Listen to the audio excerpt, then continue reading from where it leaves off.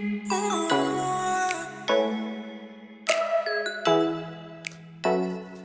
guys, and welcome back to my channel. I'm glad you tuned in to my channel. Today I'm gonna show you just a brief look at my Dendrobium Hibiki. I got this one 1.5 years ago from the Orchid show in Lund in Sweden, in the south of Sweden, and yeah, when I got it, it was in bloom. And the canes, you can see the canes, this tall, the tallest one, and it had large, beautiful leaves all over it. But now it shedded all its leaves, and I had a lot of difficulties with this guy. I mean, a lot of problems. And the leaves, as soon as I got a little bit taller and larger, they all of a sudden turned yellow, black, and dropped off. And that happened mostly after I repotted it from pure bark media into this a little bit more water retentive media. All right, and I thought it rejected the repotting overall. That's what I thought, and then I started to think about fertilizing. If I'm fertilizing this guy a little bit too much, or if I cannot flush it enough, is it receiving too much light? And I thought about humidity, of course, the level of humidity that it was getting could be too low. But you know what I did? Lately, it's been looking like a disaster. It was all empty here. And everything was just starting to dry off. I mean, all the cakes and stuff and all the roots. And so I just figured, okay, there's one last thing for me to do, to try out. It's just to put it down to the tap or the shower, shall I say. Get the whole plant wet, all wet, all right? So I showered it a few times a week and kept it really moist and placed it next, not far from my humidifier, in a quite shady position. And I think, yeah, it's doing much better now. So it really needs the moisture, the humidity around the leaves. Now we can see even the cake is here developing again. So let's hope for this showering method.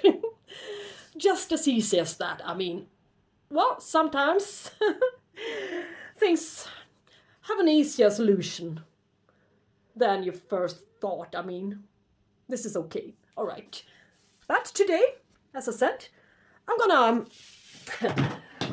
repot a Vanda orchid. This one I got in November, late November, I think, from a guy at my Orchid Society, and he didn't have space for it anymore, nor the sunlight, not enough sun to provide it. So I got it instead. I don't know. I'm not really sure that he chose wisely when he picked me to adopt it, but well, it's been sitting here in water with nutrients. This nutrients from Lucke, which contains 20-14-20, as well as a little bit of magnesium. And I find this fertilizer, this one, to be a quite nice one. My plants has all taken off tremendously since I started to use this one. So I think it's a nice and fertilizer, and it lasts forever. It lasts for a really long time. It's only 5 grams. It's 1 teaspoon for 10 liters of water. I think that's quite all right. And this one contains 500 grams as well. So, and it was really cheap, about 7-8 euro, 6, 5, I don't know, not so much. I think it was really cheap. So you can see here why I'm concerned. I cannot provide the humidity as well as watering it enough. Its roots are turning brown and stiff, and yeah, I don't know if there's any life left in them, but I will check. But it's got a few fiber roots down there, green ones. And this little guy is covering the large guy up here, the ugly part of the empty stem here. So I will have to, look at it from this angle, I guess. But I would like to try it out in semi-hydro. I figure I don't have much to lose. I mean, look at it. It's only dropping leaves, and these are also turning a little bit light green now, and I suspect they're going to turn yellow before long. So, but as I said, we got this lovely guy, and this one, it seems to be doing better. But anyways, I would just release it from this basket and see what the roots really look like. So, and now it's been sitting in this fertilizer, the solution, for about 20 hours. I just figured this one needed a little bit of water. But, as you can see, I cut a little bit into the roots here. And you can see, if it's focused in here, there's really no life in these guys. Perhaps this one a little bit further up. But I really don't know. Look here. Can you see it? It's focusing. No, yeah, it sounds me to say this, but all of the brown roots here are really dead. There's no way this one is gonna, not even this one, who seems to be a quite new one, shall branch for me. So, but all of the new green roots you can see here, I mean, well, maybe not new, but roots here, are coming from this guy. It belongs to this guy, I mean. So, well, let's place this one into semi-hydro and cut off all of the roots here. Perhaps I should spare one or two, but, well, we shall see. And if the large guy dies off, well, at least I might have this one still. But, as I said, I will cut them off and get back to you. So, all of the roots has been cut off. I mean, there was no sign of any life to any of those, the brown ones. And I tried to clean this one up as well as I could from sheaths and stuff here, so that can rot in the semi-hydroponics. And which pot to choose now? I mean, I got this one, this large one, with somebody made a few holes down there on the bottom. Well, that's not really preferable, but that's the only one I got this size. And I also got this one, but I hope for its root system. I mean, to branch. And, I mean, roots on Vanda orchids usually branch. So, I think these are going to branch as well, if they like it in their semi-hydro. Otherwise, I will have to wait for some new root growth. And in worst case scenario, it will rot at the base here, somewhere. But I don't think I mean, I have to take some chances with this guy. I mean, it's almost dying for me, so. And this is the one that even put out a little flower spike down there. Yeah. But it's still green, but yeah, it doesn't seem to develop. I mean, it's just sits there and it really doesn't do much. Yeah. So maybe if this one gets a new root system and some nutrients and some proper hydration, it can start growing again, perhaps. We shall see. But I think I will use this one anyways. All right, even though it's got quite a lot of holes down there. I mean, the water reservoir is going to be down there anyway, so, well, it's okay. So, I will not forget the wick this time. This time I made a little bit longer wick. Since it's quite a large pot, I figured I needed a longer wick. And, yes. And, yeah, to place it a little bit up here. We shall see if that works. It was a little bit difficult last time, I think. But I have lacquer beams mixed with a little bit of charcoal. Just a few pieces of charcoal here. And I boiled the lacquer and washed them and boiled them again and washed them all over again. So I think they're quite clean now. They should be clean, at least. Yeah. Just fill it up a little bit to the bottom here. And see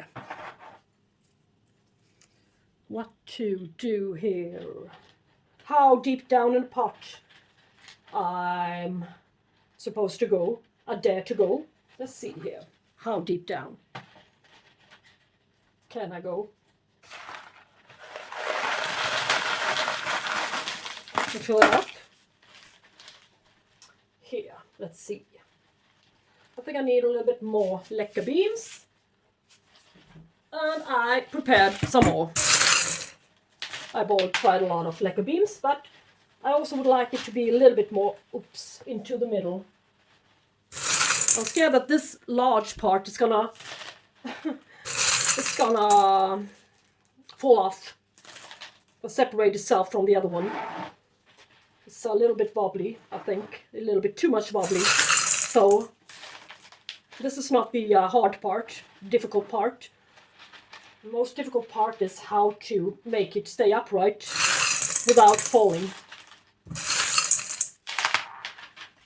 Yeah, at least the wick is it's in place. It's still in place.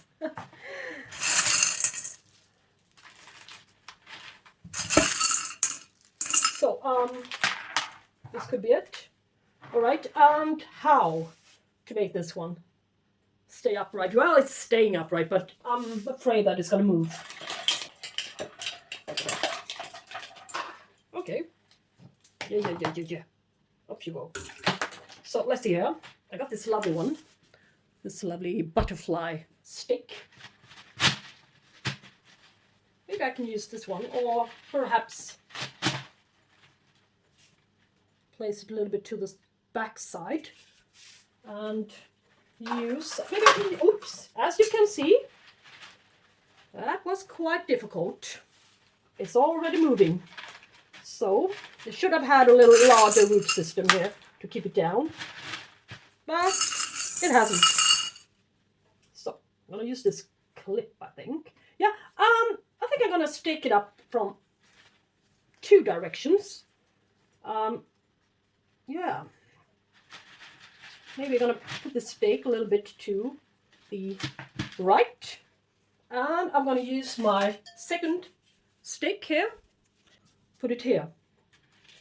The other sides. To make it more stable, I mean, perhaps I can just go like this. Yeah. Put it all together in one piece here. That one, I tied to that one, so yeah, nice. Let's see now what to do. Yes, I don't like it that I have a few roots on top here. I would like them to go down and branch, but well, perhaps I will have to use the pumice after all on top here. It doesn't really matter if it's going to be mixed into it later on, but pumice are great, so it's a good concept, I think. It looks nice as well. But the thing is, I would like to hang this Vanda orchid, but I don't really think I can do it. It's going to be too wobbly. And the roots can never cling on to any of the Lucke, because it won't get the chance. So, well, I think it looks nice at least. And I'm going to use this large container. I'm going to use this one because it's plastic and it's safe. So, let's see the wick. Let's see, I can find the wick. 2 places here. As well as the microfiber wick is, yeah, clinging on to the side still. So, it worked this time to distribute the moisture a little bit more up on the side, to the sides of the pot here. But where to put it? I mean, does it look like if I have any space left? We shall see where to place it. But now let's follow this guy and see if it works. If it will thrive in this semi-hydro or not. I've seen people on YouTube that it has really worked for. I mean, this project has really been a good concept. So, well, why not for me? It looks... Even now it looks tidier and nicer and fuller.